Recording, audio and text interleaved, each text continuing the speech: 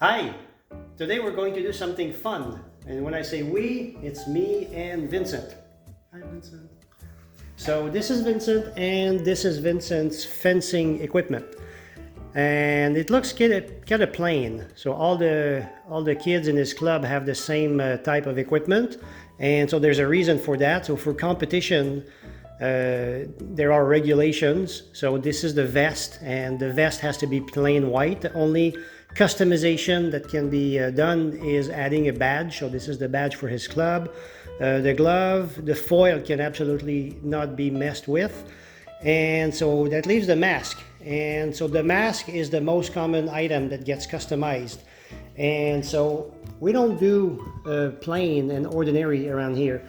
So we're going to be customizing this in a fun way, and we're going to turn this black ordinary mask into Deadpool.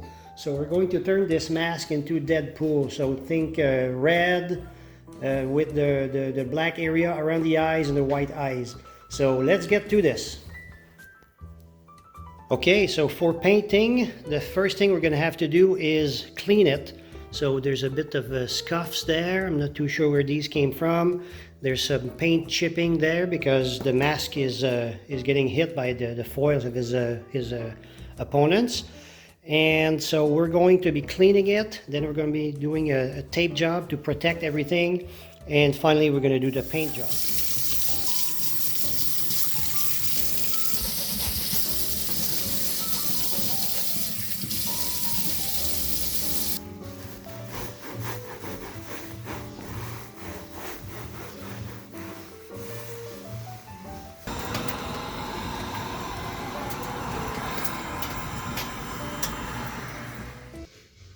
Here's the starting point. So the mask has been washed and it's been dried, and I put some heat on it. The mask is metal, so that's protective equipment. And so the foil, the weapons are made of metal. So this needs to be hard. So it's made of a metallic mesh. It's pretty solid. And so because it's metal and I put heat on it, the heat has been retained for a little while, and hopefully that has helped evaporate all the remaining water that was inside of the mesh. So we're going to be painting the outside. We're not going to be painting anything else. So there will be a tape job and there will be paper on the outside. So we don't color anything else. And the same thing on the inside. We don't want to color the inside. So there will be tape and paper as well. Also for visibility, the inside of the mask is black. So we can kind of see what happens there. You see right through it. And if there is no light, so when you're wearing it, yeah, with the camera it doesn't work because the focus is on the mesh. But when you're wearing it and it's black, there's no light coming outside. I mean, there's no light coming on the inside. You see right through it. You don't see the mesh. So we want to keep the inside black, and there will be only color on the surface on the outside there. So let's start the tape job.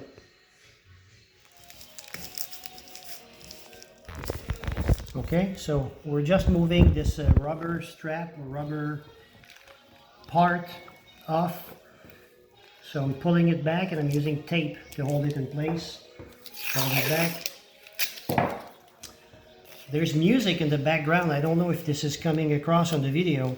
This is my friend Patrice. He's a DJ and he has a show on the web, and so we have it playing in the house.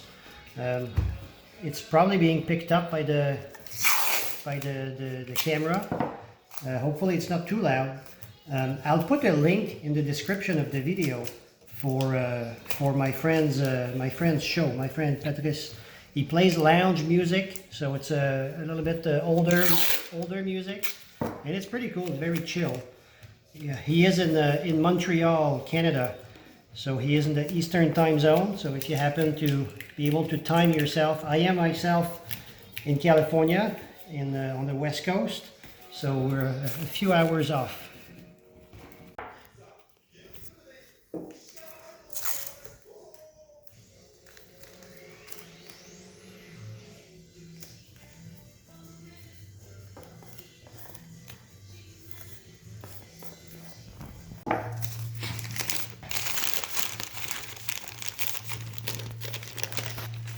Okay, the outside is all taped up. So we have an edge with the tape. We have paper on top of it, so the outside is protected. So now we're going to move towards the inside. Okay, so we have the outside and the inside taped up and papered up. So now we can spray paint without being worried that it will overspray and color something that should not be. So now we're ready for paint. So let's get set up for paint. Okay, for the paint job, we have moved into our paint booth, aka the front yard in between the trash cans. So here's the mask ready to go, and we have Vincent here, who's been shaking the paint can for a while. We are going to be using Krylon, so Krylon Color Master. So this is good quality paint, and we're going to use a few coats of this. That's going to give us a good base coat to work with. So let's get going.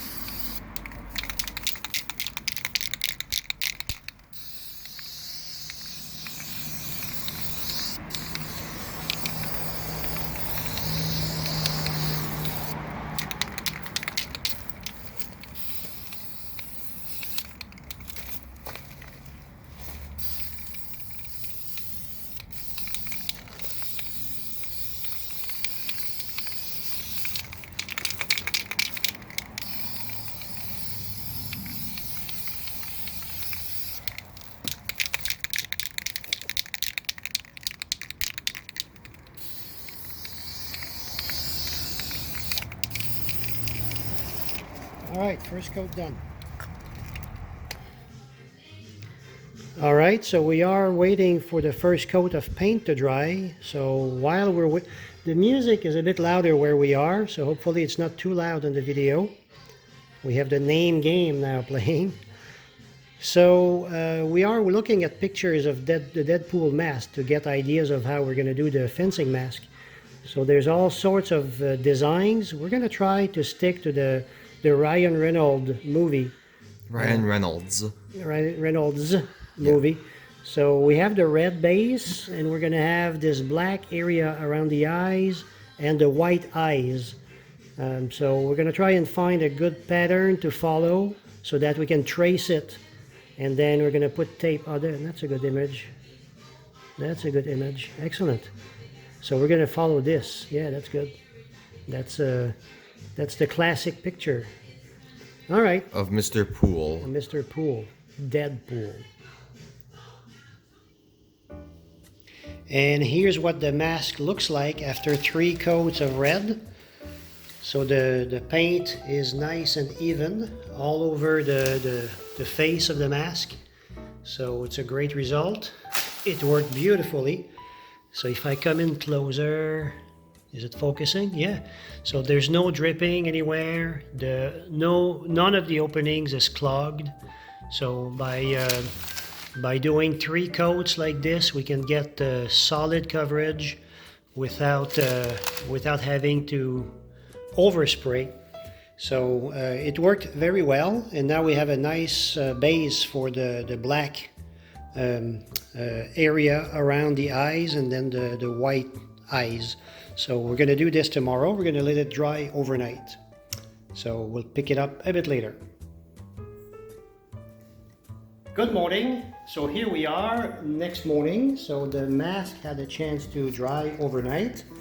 So the red paint had a chance to dry and cure and harden, and we're now ready to add the other colors. So we're doing a Deadpool. So Vincent has on his tablet here a picture or a photo of the Ryan Reynolds Deadpool. Try not to get the glare of the lights. And so now we're going to try to trace this on the red mask. So let's try and do this and see how we can make it look as realistic as possible. All right, so let's see. I'm gonna go from here to there. It looks like 28. Again, I'm using centimeters because I don't want to deal with fractions. So that's 14 right there. 14 is the center. So I'm gonna make, I should have done that before. So I'm gonna put a little piece of tape right there. So let's do that again. So 28, yeah. So 14 is right there. So I'm putting the tape right on 14 centimeter. All right. Okay, so now that we have the center line there, we'll see how far apart the eyes start. So first, what I want to do is get the scale. So I'm measuring the width, still in centimeters.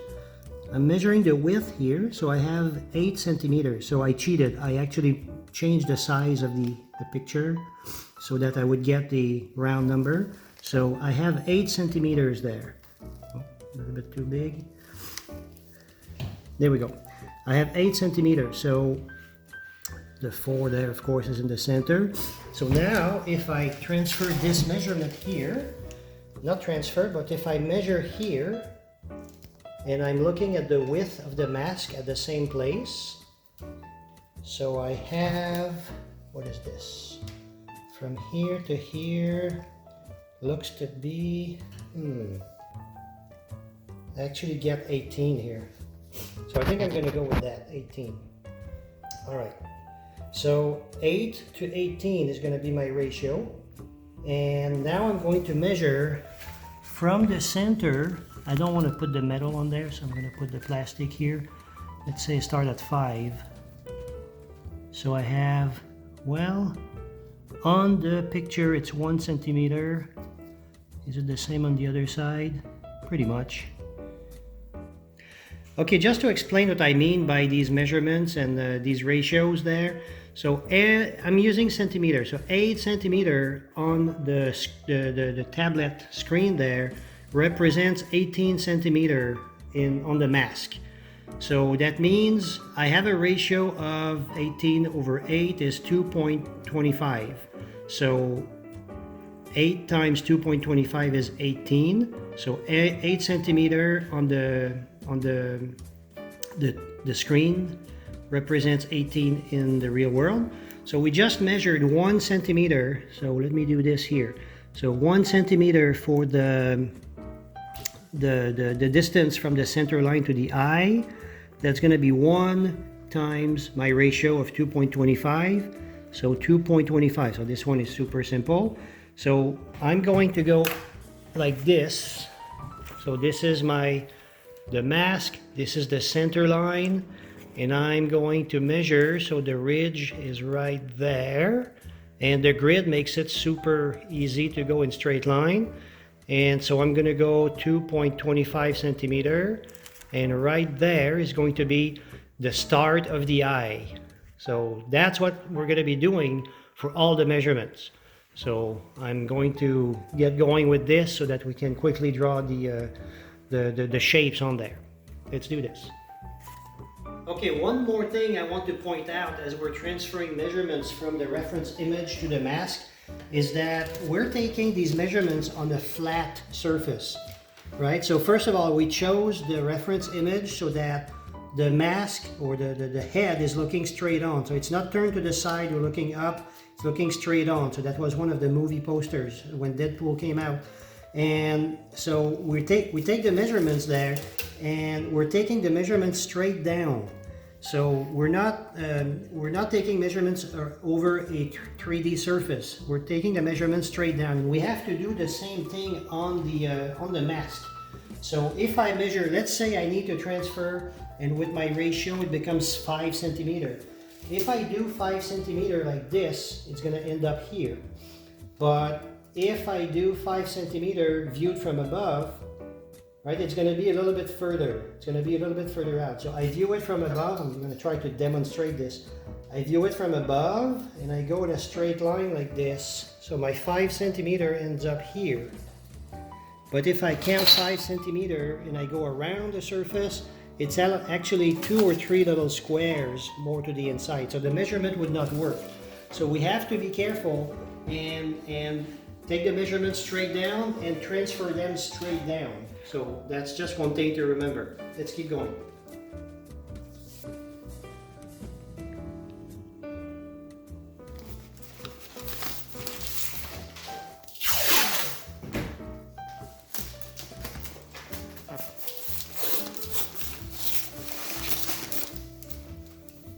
Okay, so there's been a little change of plan. So here's what the mask looks like at the moment. So I was having a really hard time transferring the measurements from the reference image there onto the mask. I'm using I did not want to use a Sharpie. I was using a pen. And so writing on the metallic mesh with the red paint, that was not working really well. And so I decided to use this other technique. I covered everything in tape. That's what's going to happen anyways. Everything that remains red needs to be covered in tape. So that actually will work better. So I covered everything in tape, and so I applied after that it was just applying the same measurements. So I transferred my measurements from the reference image to the tape. You see the center point there, and then I measured, so all the measurements that I took on the reference image. So for the edge of the black area, so there's 1, 2, 3, 4, 5 points, and then 1, 2, 3, 4 measurements for the eye. And once I had my points on both sides, I was able to trace with a pen. So this I just traced it by hand, following the reference image. And so I think it looks good. So if we look straight on like this, and I put it side by side with the reference image, so it's difficult to tell because the colors are different, but the shape looks reasonable. It looks pretty similar, so I think we're good. And now the next step is going to be to cut this with the sewing knife.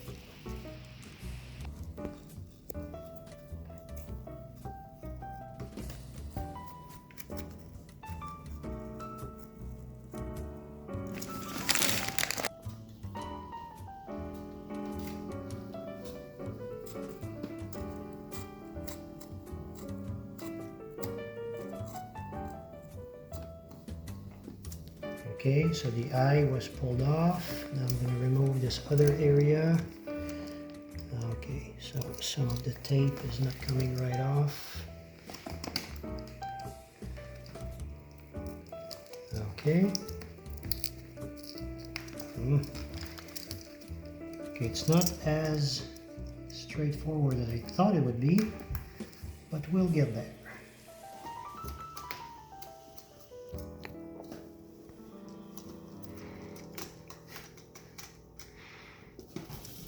So as I was cutting this, we can see that there's some red paint is gone now. So as I was cutting through this, I realized that trying to go gently is not working because it's bumpy with the mesh there, and it was difficult to cut. So I had to cut multiple times. And so what's likely to happen at the edge there is that some of the red paint has chipped, but it doesn't really matter because it's going to be covered in black anyways, and what was underground was black. So this is what it looks like. So we're going to paint this in black, couple layers, couple coats, let it dry. This is going to go back on top. We're going to line it up really well, tape over the edge so that nothing goes in, and we'll be able to paint the white. So now I'm working on the second big black area here. Okay, so the pieces of tape right there have been removed. Now Vincent is pressing up the edges so that no black paint goes under the tape, and we're going to be painting the black area. We can see the marks for the eyes there. So I had to press pretty hard with the knife to get the tape to cut through because it's bumpy. but it's gonna work out. So now we're gonna paint the black.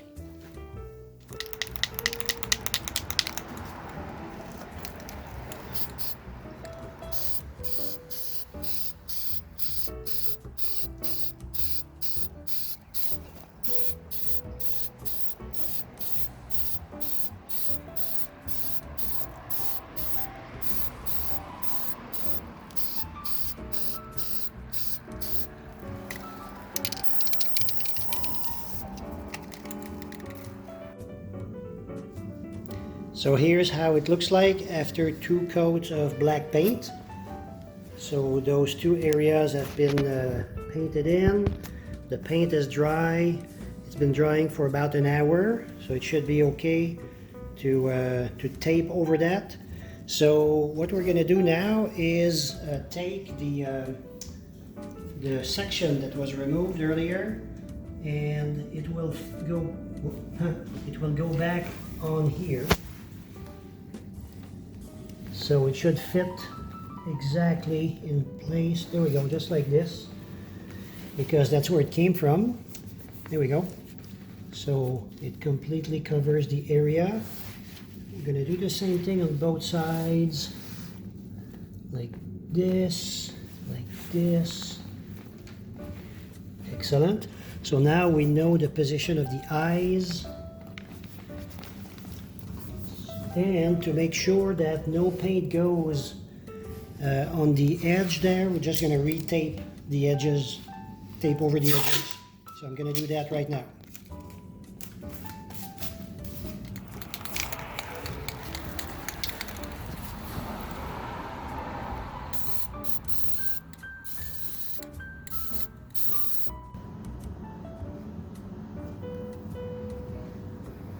So now that the paint is dry, we're going to take the tape off and see how the mask looks.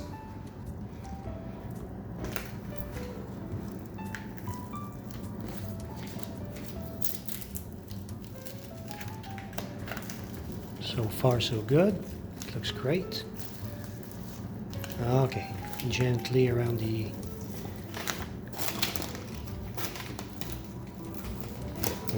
it's looking good. It's looking good.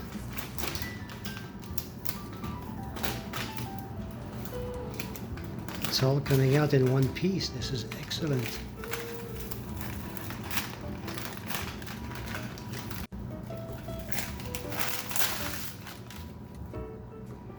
Ooh, look at that. Look at Mr. Pool. That looks amazing. Wow, I'm impressed. I did not expect it would look so good. What do you think? I like it. All right. Going to Okay. fencing on Thursday and showing off to coach. Awesome. All right. Well, we're not completely done yet. We Actually, have we're to spray it with some matte, yeah, clear some clear. matte. Yeah, we're gonna put a coat of clear on top of this. So first, it's gonna dry really well, a few more hours, and then we're gonna put a coat of clear on this to protect both the mask. We're gonna put a coat of clear on this to protect the mask and to protect the clothes, because we don't want the white fencing clothes to get to rub against the red paint and the black paint and get all dirty. So we're gonna protect everything with a coat of clear, and that's gonna complete this project. Yeah.